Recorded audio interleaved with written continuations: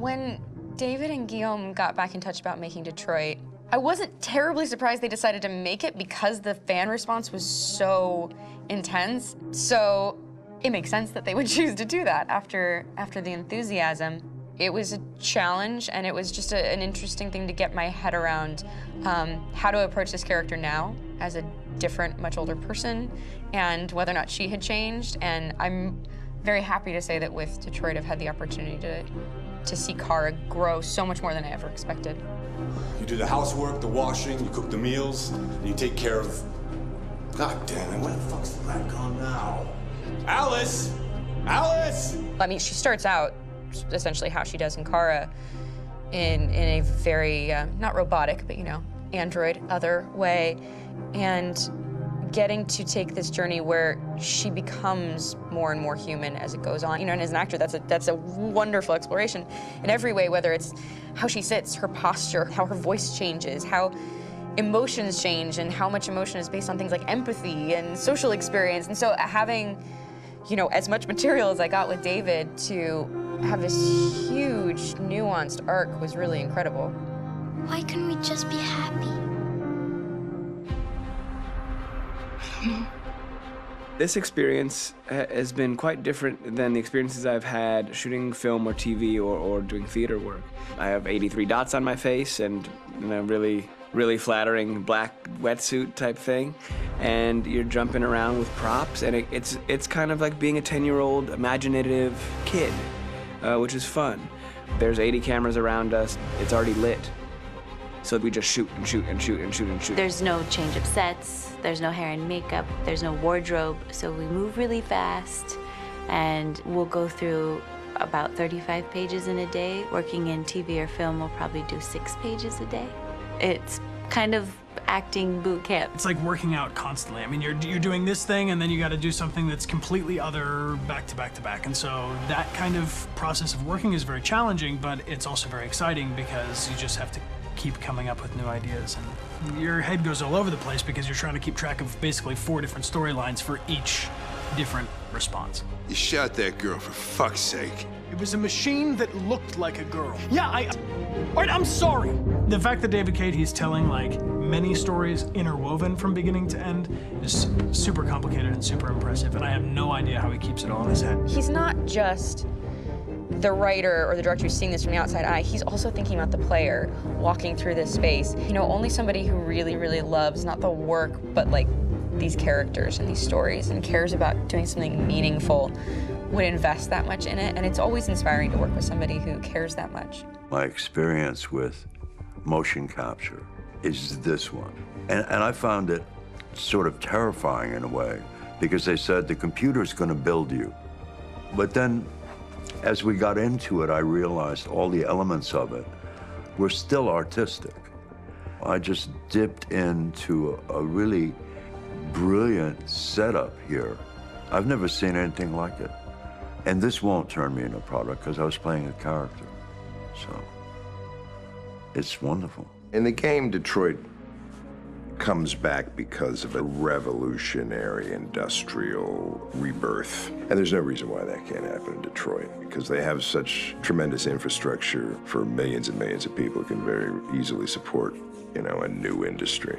The city is really strong and resilient, but the city has also been through so much. You see the damage. But it takes that time of kind of rebuilding and reinvesting into the city that I think is happening slowly but surely. The potential of Detroit as a city is something that this game does a lot of justice to, because it would be easy to look at Detroit as some place that used to be, and that's not the case. This game provokes a lot of conversation and reflection on our potential near-future engagement with machines. That's what we are to them. There's merchandise on display in a shop window. I think that a group that feels marginalized, feels like they deserve and have earned access to themselves and the environment around them, and are trying to figure out a way to articulate how to get freedom. What was I designed to be? Their slave? Their toy?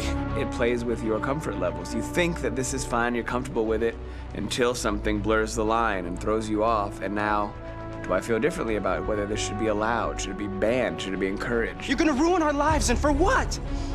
For a bunch of machines? They are not machines! They are alive! I'm alive! You're alive! They're nothing! There are lots of comparable comparisons to any type of persecution of religion, race, etc., dating way back. It can't just be a video game where you shoot 'em up or where people make these choices to do whatever. I think that's the whole point. You have the choice, and you can either choose to go in one direction with your character or another. And I think that's going to be very telling about the gamer. Very telling. I think there's going to be a really strong reaction to this game, which has such a strong perspective. I'm that much more proud of it now to get to be a part of it because it's important. In this game, you're actively building and designing the character through not just what kind of shield does he have or what color hair does she have, but like their temperament and the way they deal with problems. The different endings to this game are so radically different based off maybe seemingly insignificant choices in the moment, but like life, they all add up. And can't play life again, though.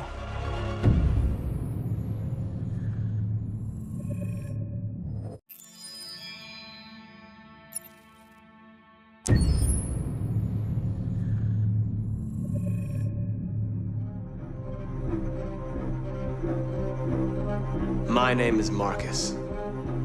My name is Connor. My name is Kara. I am one of them. This is our story. I think who Kara is, or how I would describe Kara, depends entirely upon who's playing her, because you have the option to make her multiple different people depending on the choices she makes. But I think she does start out incredibly naive, incredibly innocent, and kind of hapless. I'm sure we used to be friends before I was reset. Maybe we can be friends again. She's a person who's characterized, I think, by empathy. She's a person who really, she just comes from her heart. You'll never leave me, right? Promise you'll never go. I promise. Kara, please! Are you okay? Are you hurt? Wait a minute. Leave her alone! Kara, leave her alone! The really beautiful thing that I've had the gift to be able to do is to essentially build a person from the ground up, because that's what she's doing throughout the game. And with every experience she has and every person she meets, she's building, first emotions and then the sense of judgment. And it's sort of an exploration of what it is to be a human. Don't worry. Luther and I will be right here.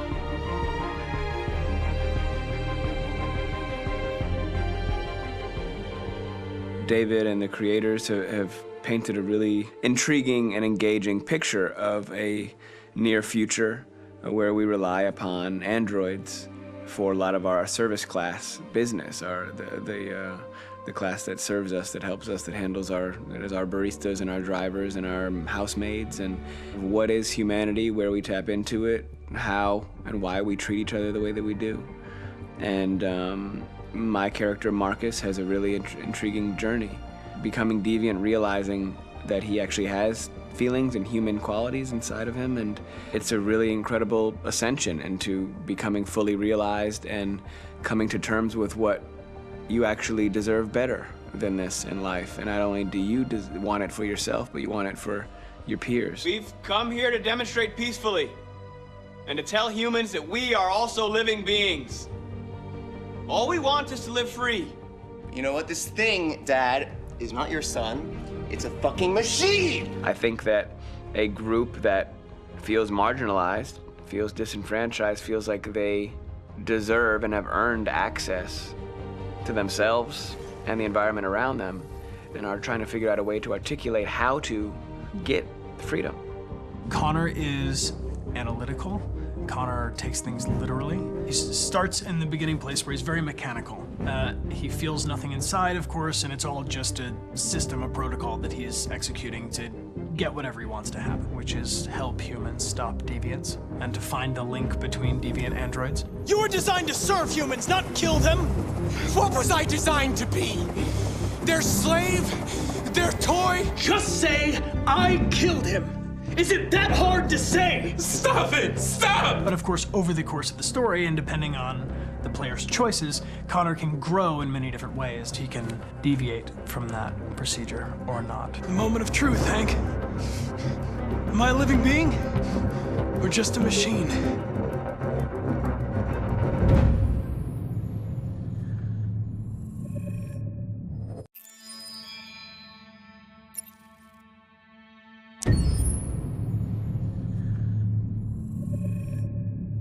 Game after game, we try to challenge ourselves. For Detroit, we wanted to, first of all, to write a story that would be incredibly bending, which means the most non-linear story that we've ever created.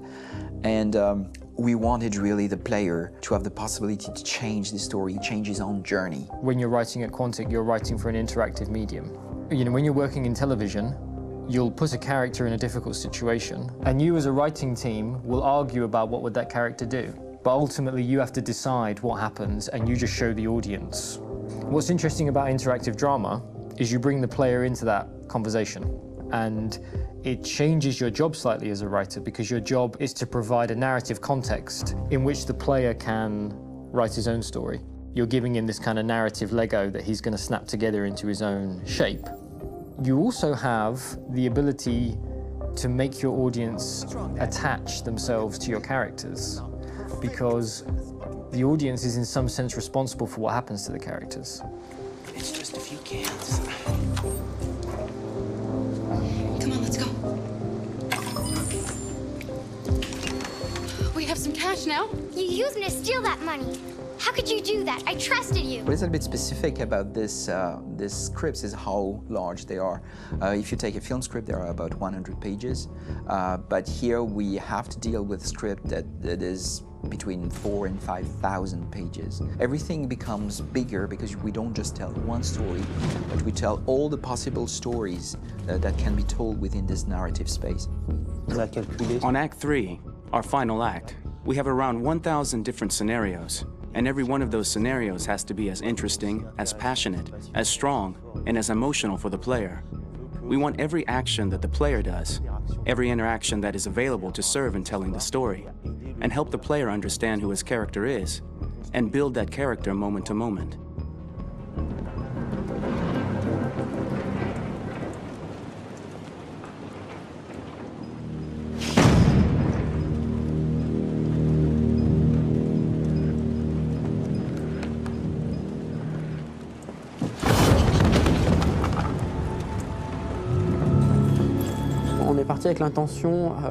We started with the intention pretty early on that we would never lie to the player. So we implemented a visible tree structure in the game that players can consult during a scene or at the end of it, which shows exactly what they did and what they missed. There are games out there offering world exploration. We offer narrative exploration. You know, keeping control of such a wide and large story is a huge challenge. So same thing when you shoot with actors, because you will need to shoot many different versions of each dialogue, of each scene. For actors, it's a huge, huge challenge. Because of the style of the game, you have so many different ways that the character can go. Every decision, it's what I call kind of choose your own adventure. Like every decision that the player makes, it's going to open up 40 more pages of material and experience that ties in, which means as a performer, you have to try to continue to make things feel real that the player might not ever see, but also that in performance, it's not always connected to a previous act. It's grueling, it's hard work, but it's a great team, and I enjoy doing it. I was really frustrated. I was until I got to this point where I kind of was able to step outside of my own experience and even in a lot of ways my own process and be able to step outside of that and okay, this is something new. What do you need? How do I meet you there? How do I give you what you need and still feel like I'm doing what's right? And once I did that, then all of a sudden it got really fun. It was much freer, and having to approach it in a new way and think about the player and think about how it serves them and what I'm doing for them or what I'm letting them into. It's really, I think, helped me grow in general. Remember, there's nothing on the left. That's a wall, so it's probably all there. And then make her come first, close. But I think you would go first to check that it's safe. Okay, sure.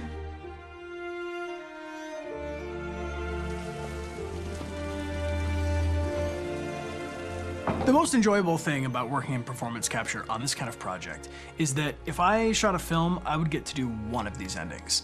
I get to do so many different things as Connor. Your head goes all over the place because you're trying to keep track of basically 4 different storylines for each different response. What's the name of my dog? Buddy? Scout. I think it's Jack. I can't remember. So I worked with physicality a lot because it was a good way to anchor myself in these different rings of the tree. As the story grows out, I know where that is physically in my body, and then I can switch more continually on set, and it'll be entirely up to the player to determine what order those things come out and what they look like from a distance. Like if you're playing through it, the culmination of all of that will be their version of Connor. I'm faster than you, and I don't feel pain. You don't stand a chance against me. Listen, asshole. If it was up to me, I'd throw the lot of you in a dumpster and light a match to it. Shooting action scenes at Quantic Dream is a real challenge because these are scenes where the storytelling has to continue. It's not an action scene just to have a dose of adrenaline. The stunts have huge consequences on the rest of the story. It's really a moment where we implicate the player and tell him that the choices he makes during an action scene will have a direct impact on the evolution of his story. My biggest challenge on Detroit has been managing the large number of animations that we received from motion capture. Detroit features more than 37,000 animations, which is a huge amount to handle on a daily basis. You have to realize that the player, in his first playthrough, will miss certain scenes. This also means that we had to think of, conceive, and produce all the potential story paths. The characters' costumes, the places, day or night, the weather. Did the character get shot in the shoulder?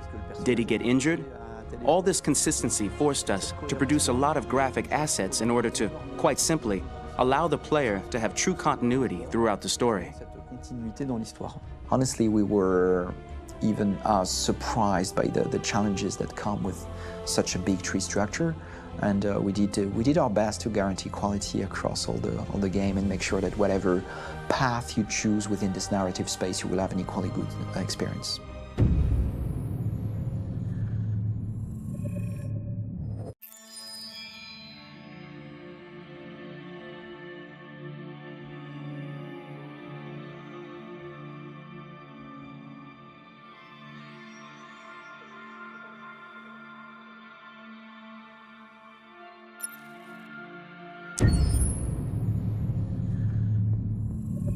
Detroit Become Human was produced over a period of 4 years. Here in Paris, we have a team of about 180 people. And to that, we need to add also all the outsourcing with our partners in the Philippines, in China, Vietnam, and in India.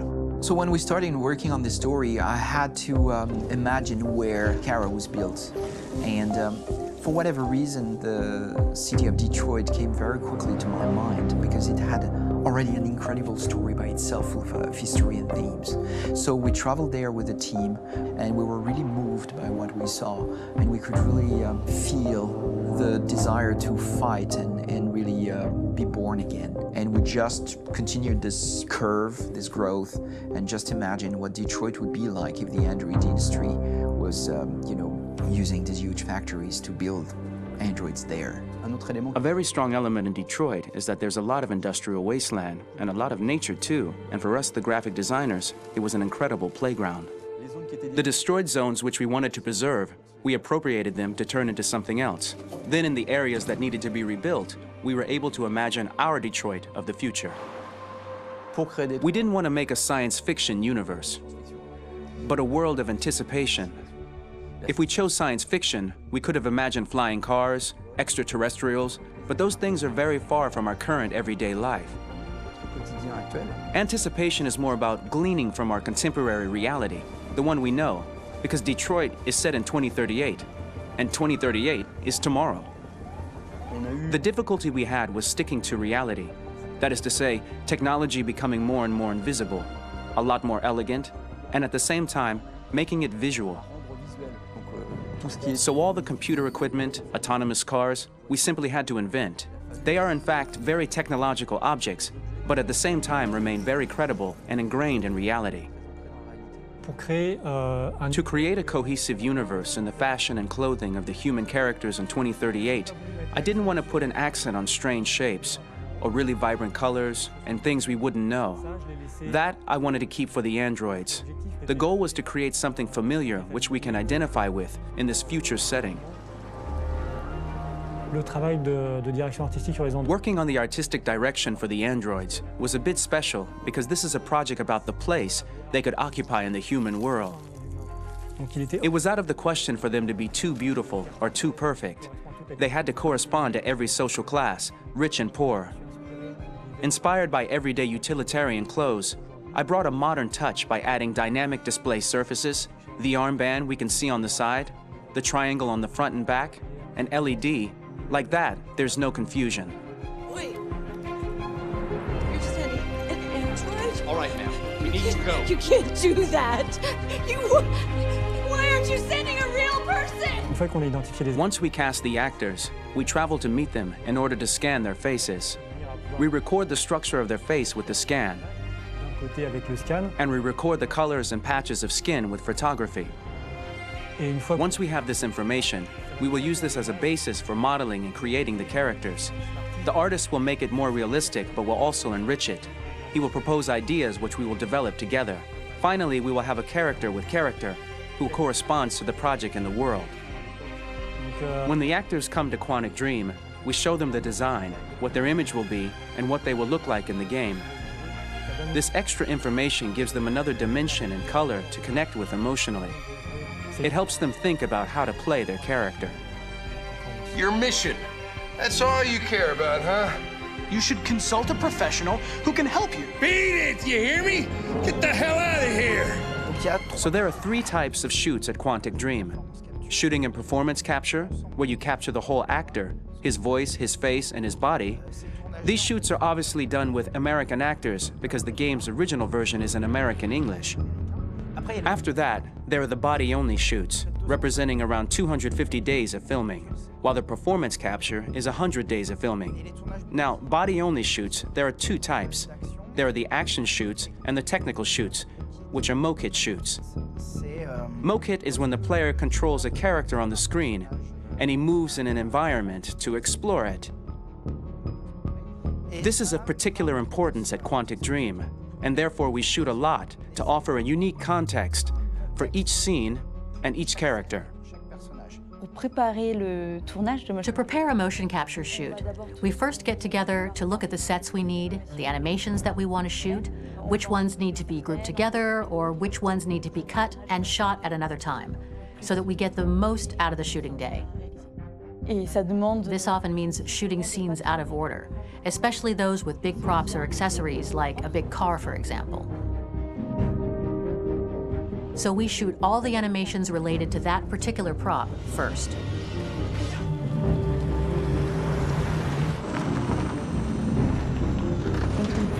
The biggest challenge for the mocap team was shooting a Spider-Man mokit. We had to build a wall and attach an actor to a harness with cables so we could pull him up and render him climbing.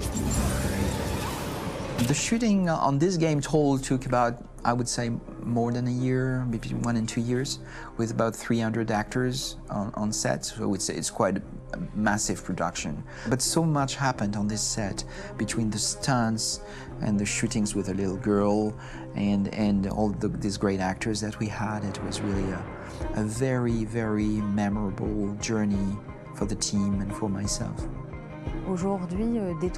Today, Detroit has over 37,000 animations. When we retrieve the motion capture data, it's just a cloud of points, which represent all the markers worn by the actors. From this cloud of points, we have a phase called retargeting, which gives us a skeleton. This skeleton will be applied to the characters of the game. There is still work to be done, but this gives us the main movements. Since we are working on something very realistic, we must recognize the actor and also recover all the emotion he expresses in his performance. We use a system of facts, an identity card for each actor. We make the actor do a whole range of facial expressions.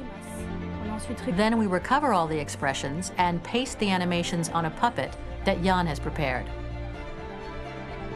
I then recover and refine these poses.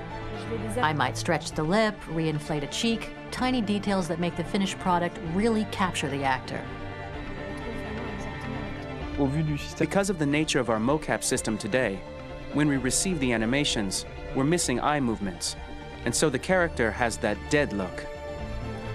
He really has no eyes, so then it's a big part of the work for the animators to find the regard of the actor in relation to his position, in relation to the body, etc.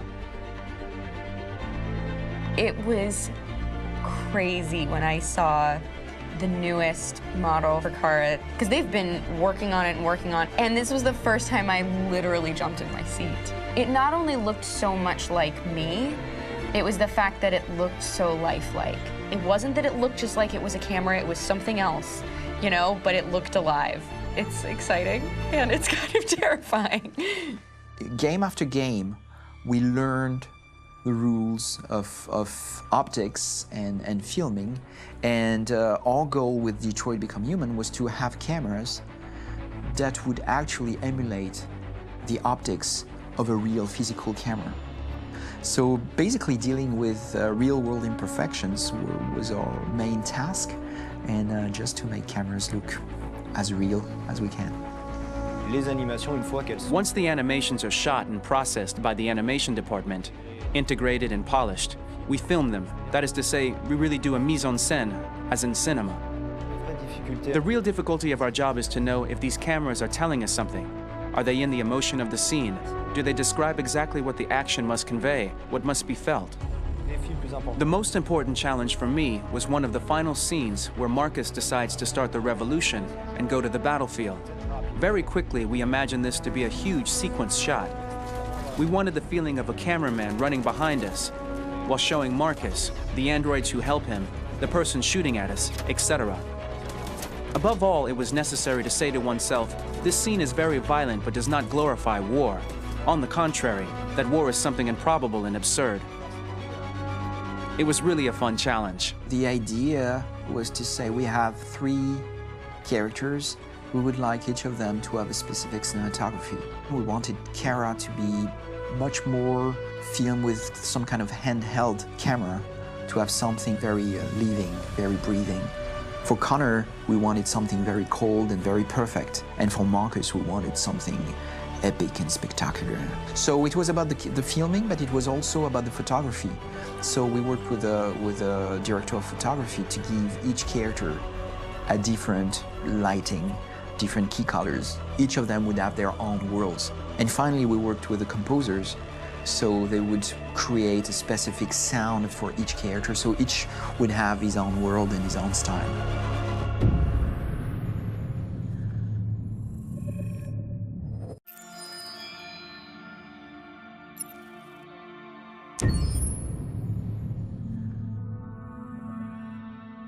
For the soundtrack of the game, we tried to be very close to what is done in film.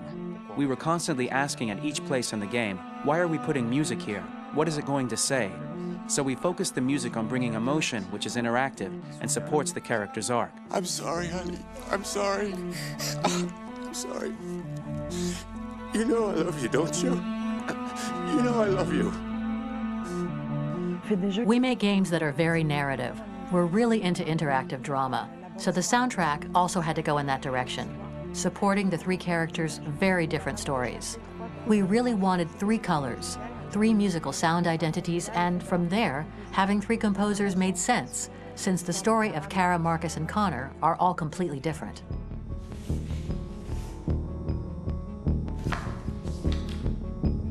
You recognize him? It's Carlos Ortiz. For Connor, we wanted a soundtrack that could be very cold and very mechanical, very machine-esque somehow. For Kara, we wanted a soundtrack that would be very moving and emotional. It was about the quest for identity, but it was also a journey about love and empathy. And for Marcus, we wanted something epic, something that would really represent the grand aspect of his quest. And we were very fortunate to find 3 incredibly talented composers, and working with them has been a dream, honestly.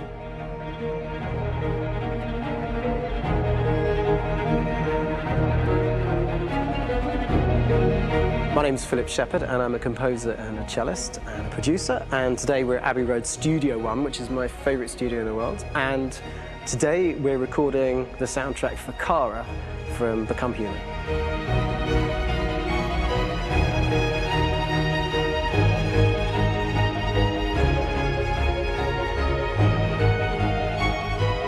So when I compose a big project, I often travel just to kind of get out, and get some fresh air and some inspiration.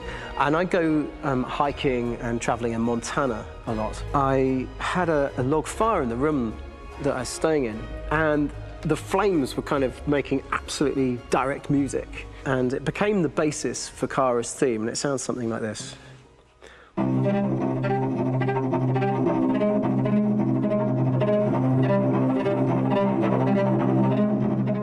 Now, over the top of that, I found a little theme that just seemed to fit over the top, which is taking Kara's name, Kara, and just using like a two-syllable motif, and it sounds like this. We're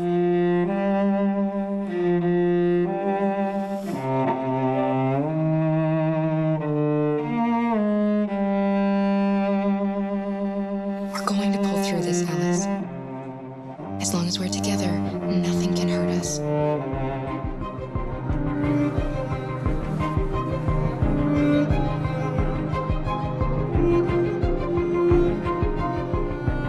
And all the time that's fitting over.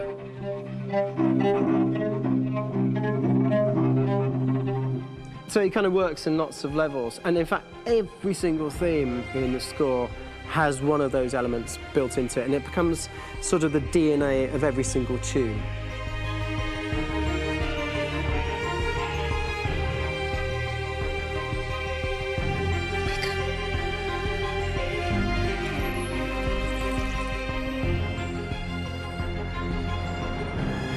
For me, writing this theme for Kara, I actually had to tap into what it feels like to be a father to daughters.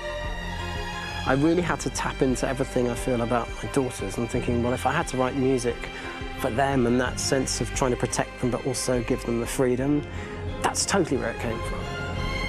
Because each composer has been given the sort of narrative responsibility for very different characters, I haven't had to sort of go into other styles. I can actually be very loyal to this particular character and sort of hopefully encapsulate her. But it means also I've suddenly become very connected to this character. And if for some reason it goes to game over early, I'm going to be mortified, you know? They're over there! Starting a new project, for me personally, it's always finding the right tone, finding the right color, I like to call it. For me, it's finding that right texture that actually sits against picture really well. One of the biggest things is I created custom instruments for Connor.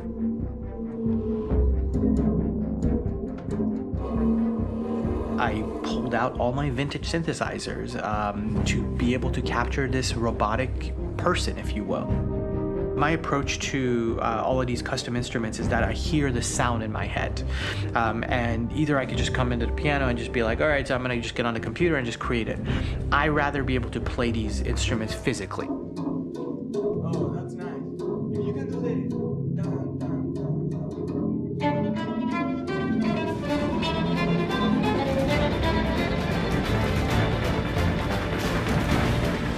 As soon as you see Connor the first time, there is a really interesting thematic idea that you hear, and that's just made out of a Moog synthesizer, but completely manipulated in multiple ways. And it's robotic. It has a little bit of an emotional to it. He's on his mission, so you feel that as well. So it just kind of gives you that cold, motionless, with a mission in hand that you kind of feel throughout the whole thing.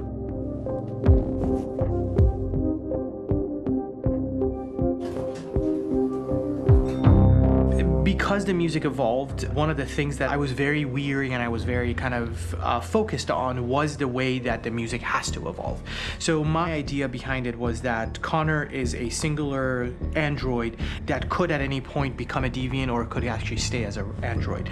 So I created a more or less an Connor theme, and then I was able to just manipulate it in different aspects of it. Is everything okay, Lieutenant? Chris was on patrol last night. He was attacked by a bunch of deviants. I'm a human being writing for a robot. And throughout Connor's journey, he meets someone, he meets a partner. So how do you deal with a robot feeling? And I've met a partner that I'm gonna work with, or all of a sudden he sees a dead body. Does this robot have an imagination? Does this robot have a feeling? And if yes, how do you translate that into non-emotional music? So basically at any point I was just like, I can't do this, and then I just do it. Property was damaged and fires continued to rage in several major districts across the city. Some people are asking, have androids become a threat to our security? When I first started really digging in on Marcus, the one thing that I really tried to capture was the transformation process. You know, Marcus is this android that evolves over the course of the game and really goes from kind of figuring out that he's more than just an android. You know, he's starting to develop kind of a human soul in a way. Try to imagine something that doesn't exist, something you've never seen. Now concentrate on how it makes you feel and let your hand drift across the canvas. The other side of Marcus that I really latched onto was that he almost became a savior for a lot of the other androids in the game. So when I started developing the theme for Marcus, I really made it like a church hymn.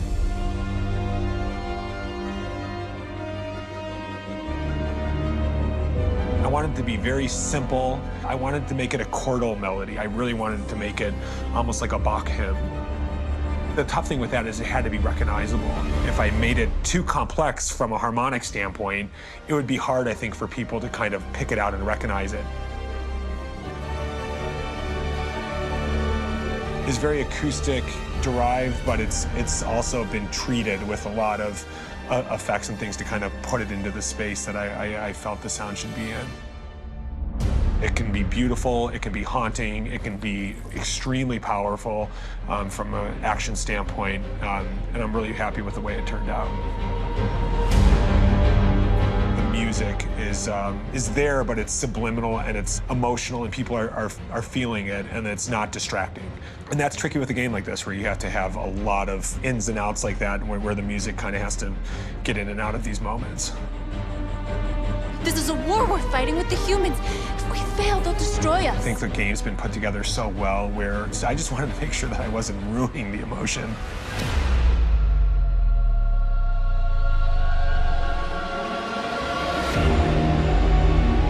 I gotta be honest, when we first started on this path, I said, oh man, this could be pretty messy, you know? I mean, it could feel disconnected, but I mean, it's amazing how they really guided us and got us to really kind of all be in the same world, but at the same time feeling completely different. So it's really gonna stand out and kind of be one of those games where people are really gonna notice the music and kind of how it was crafted, and, you know, and all the hard work that went into being able to pull it off in a graceful way.